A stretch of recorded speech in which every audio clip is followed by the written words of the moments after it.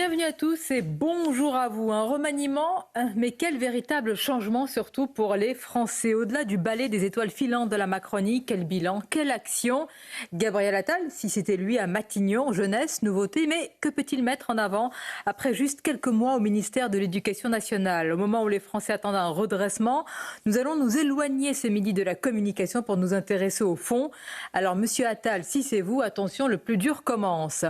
Nous serons à l'Élysée avec Florian Tardif, à Matignon avec Élodie Huchard, au ministère de l'Éducation nationale avec Thomas Bonnet, nos équipes mobilisées comme on dit. Et puis nous évoquerons également les sujets qui vous intéressent, la hausse de la délinquance avec des chiffres très inquiétants, le choc d'autorité annoncé mais jamais arrivé. Et puis Pierre Moscovici, président de la Cour des comptes, doit-il justement rendre des comptes sur l'immigration? Voilà pour le programme. Denis Jacob nous accompagne. Bonjour et merci également, secrétaire général d'Alternative Police. Denis Jacob, votre présence est importante aussi bien sur le remaniement, cela aura des conséquences au ministère de l'Intérieur, mais aussi sur les sujets très importants dont nous allons parler. Denis Jacob n'a pas parlé, pardonnez-moi, depuis le début de cette émission, et quand même c'est important de vous demander votre première impression. Vous êtes un policier, vous êtes sur le terrain, on connaît les attentes des forces de l'ordre. Alors quel signal voyez-vous? Est-ce que vous y voyez un signal d'autorité qu'on aimerait bien retrouver? En tant que représentant des policiers, je vais être un peu plus terre-à-terre et pratico-pratique.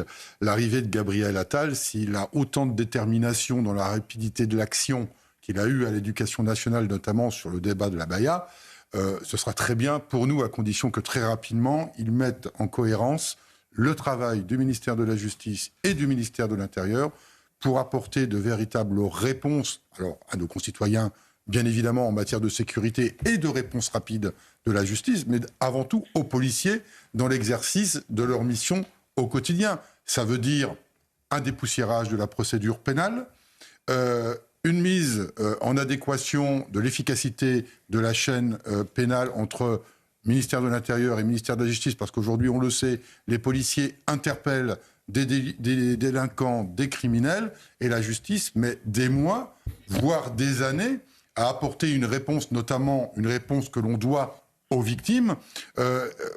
Et donc, dans quelques mois, on doit pouvoir avoir des réponses. Aujourd'hui, les policiers, ils interpellent quelqu'un et le lendemain, on le retrouve dans la rue parce qu'il a eu une convocation de la justice et il ne sera pas jugé avant plusieurs mois.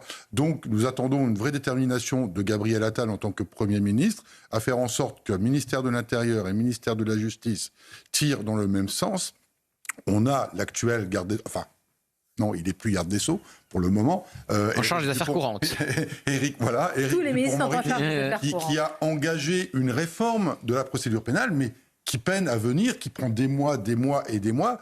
Et on a peur que, pour nous, policiers sur le terrain, le résultat ne soit pas au rendez-vous de nos attentes. Donc oui, on attend que Gabriel Attal ait une détermination rapide. Denis Jacob, je me tourne vers vous. Ces chiffres, alors alarmants, inquiétants, on le sait tous, malheureusement, c'est le premier bilan annuel de la délinquance pour 2023. Alors tout cela vient contrecarrer le fameux sentiment d'insécurité. Et là, il y aura peut-être une rupture, on le verra. Je vous rappelle que Elisabeth Borne, il y a quelques semaines, dans un très bon journal, Le Figaro, avait affirmé qu'il y avait un sentiment de la violence qui augmente. Nous verrons quels sont les mots et les actes aussi de Gabriel Attal. Mais j'imagine qu'à l'aune de ces chiffres-là, le choc d'autorité n'est plus attendu. Là, il est urgentissime. Alors, il est urgentissime. Effectivement, vous savez, moi, j'ai 35 ans de police, j'ai vu défiler 20 ministres de l'Intérieur en 35 ans. Donc, ça fait un peu moins de 1 tous les 2 ans, en moyenne. Donc, c'est énorme pour adapter la police aux problèmes de société. Donc, je le dis, ce remaniement nous inquiète dans la mesure où est-ce que Gérald Darmanin va rester ? Voilà. Ça, c'est un vrai sujet, parce que nous sommes en plein cœur d'une réforme de la police nationale qui a débuté au 1er janvier 2024, qui va nécessiter un suivi, peut-être une adaptation. Nous devions être reçus aujourd'hui par Gérald Darmanin pour qu'on ait des réponses sur l'organisation de la sécurité des Jeux Olympiques et surtout une réponse aux inquiétudes des policiers sur leurs conditions de travail. Si Gérald Darmanin part à 6 mois des JO, ça va être, je pense, catastrophique pour la mise en musique des dispositions de sécurité pour les policiers. Alors, je ne dis pas que s'il y avait un nouveau ministre de l'Intérieur, les choses ne seraient pas rapidement prises en main. Ceci étant, pour que la police nationale puisse travailler dans de bonnes conditions, il faut quand même une continuité à la tête du ministère de l'Intérieur. Et à chaque fois qu'on a eu des changements de ministres, on a eu des changements d'orientation, des changements de cap dans la politique de sécurité, y compris au sein même d'un même gouvernement. Chacun veut y mettre sa patte, chacun veut y mettre une empreinte pour indélébile dans l'histoire du ministère de l'Intérieur. Et je le dis, un départ potentiel de Gérald Darmanin serait pas approprié au moment où on a le plus besoin de réponses en matière de sécurité. Et vous le disiez très justement, Sonia Mabrouk, 2023 est la pire année en termes de violence, et notamment de violence contre les forces de sécurité. Donc plus que jamais, on a besoin d'un cap. Gérald Darmanin, il faut le dire, a quand même fait beaucoup au sein du ministère de l'Intérieur. C'est quand même lui qui a obtenu le budget le plus important historiquement pour la sécurité et notamment pour la police nationale. Son départ, pour nous, même s'il ne répond pas à toutes nos attentes, serait un vrai handicap si on devait passer à un autre ministre. Si c'est le cas, eh bien, on verra comment ça évolue dans les semaines à venir, mais il faudra que ça aille très vite. Bon, on entend quand même votre insistance et une forme de mise en garde bienveillante, compte tenu de tout ce qui arrive. Plus qu'un remaniement des têtes, c'est un remaniement d'abord des actes et des mots.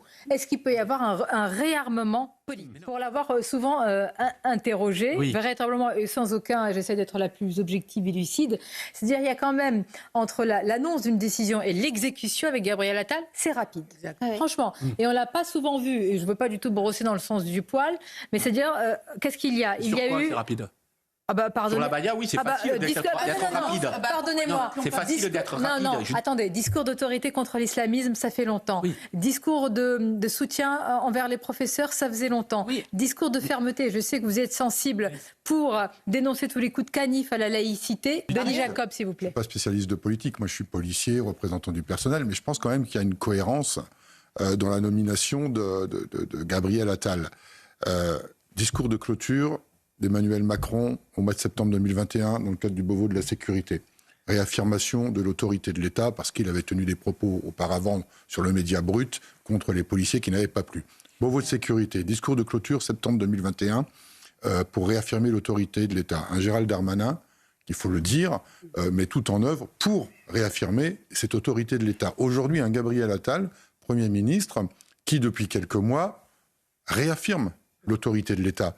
Donc je pense que sur des questions de sécurité, je le mets bien évidemment conditionnel, il semble y avoir une réaffirmation de l'engagement du président de la République en matière de réaffirmer l'autorité de l'État. Et ce que nous attendons, nous, policiers, c'est que le nouveau Premier ministre impulse cette réaffirmation de l'autorité de l'État et qu'elle se concrétise, parce qu'au-delà des mots, il faudra bien des actes.